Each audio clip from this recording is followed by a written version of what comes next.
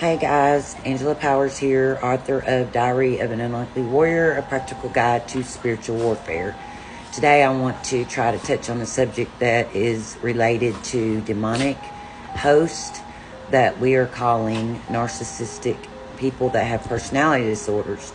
So one of the things that, and like I said, my journey started in 1989, and I'm hoping it's almost over.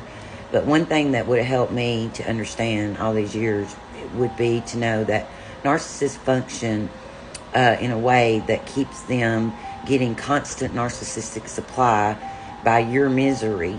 And the reason I know this is because it happened to me 3 times, every 10 years in my 29-year relationship. And then, well, it's actually still going, so it's into the 32 years. About every 10 years, I would have a complete nervous breakdown. The first time it happened to me, it was fibromyalgia, chronic fatigue, and some other things. And I had a really good job, and I was doing really well. I was rising to the top in the field I was in, but I was dealing at home with such just bullying and anger and never being able to please.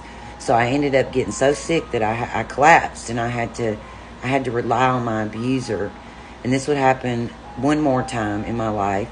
And what that did was I had no choice but to rely on my abuser. And he loved that. He had control again. So they will tear you down just so that you'll have to rely on them. And then they'll get a big narcissistic pat on the back from everybody around. Like, look how good he is to her. She is sickly or he is sickly. And they take care of them. And this was displayed in front of my kids and my family. And he got a lot of good old boy nods for it.